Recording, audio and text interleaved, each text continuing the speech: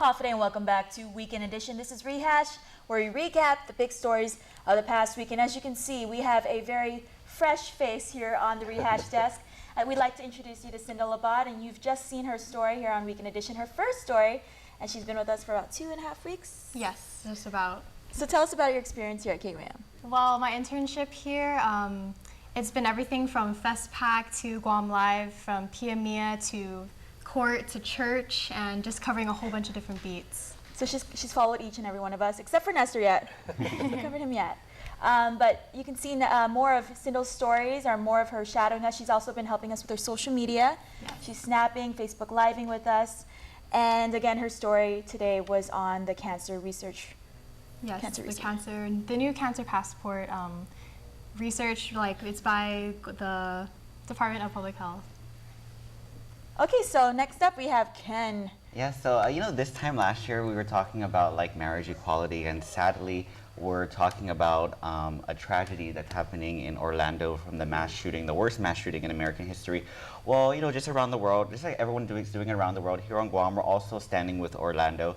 And this week there were several events and memorials in honor of the victims. There was a memorial mass at Totu Church, and there was also a candlelight vigil at Club Icon on Thursday night. I guess one of the most significant parts was at the Laddie of Freedom, this iconic symbol of Guam. They lit it up in rainbow lights, like the Eiffel Tower, the Sydney Harbor Bridge. Guam joins them in honoring the victims. So it was a really nice ceremony. They read the names of all the 49 victims who died, and also just spoke about LGBTQ issues on Guam and throughout the world and the challenges they face. So I know that there's several events happening this month and next month, so keep on the lookout for that.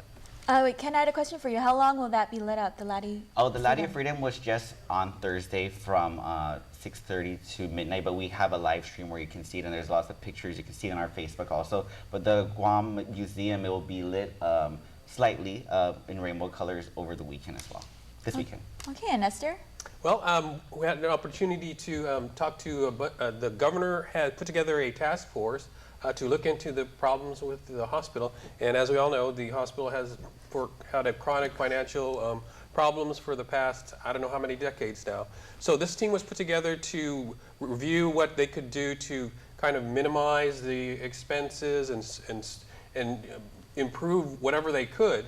And they put together about a 200-page report, and as a result of that, they've come up with a bill that they submitted to the legislature this week, and basically it contains all of their recommendations for basically funding the hospital. But long story short, the biggest component of that is potential tax increases. They've submitted, as part of the bill, one section that makes suggestions as to what sort of taxes can be increased, and it would leave it up to the legislature basically to select which ones they would want to include in a bill or a law that would be passed.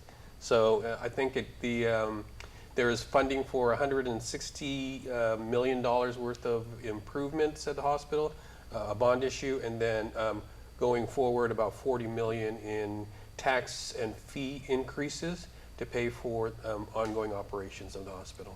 So hopefully the end result will be a speedy recovery for GMH? Well, it depends on what the legislation is. And as for myself, I followed up with the ongoing church controversies, and this week we had a fourth alleged victim of Archbishop Anthony Apron. His name was Roland Sondia, and he came out. He's the third individual to have a press conference style, but the fourth total, or fifth, depending on when you start. If you start with John Tovis, so Roland Sondia alleges he was an altar server at Mount Carmel in Agate when he was molested by then Father Anthony Apron. And so he too is represented by attorney David Lujan. Lujan is representing most of the alleged victims at this point.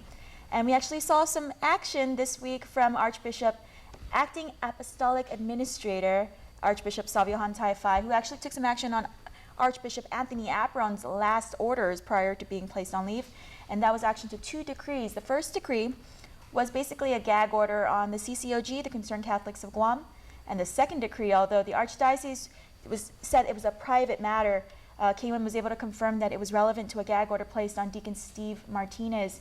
If you might remember, a few weeks ago, as Deacon Steve actually spoke out about what the current church policy reads when it comes to sexual abuse allegations.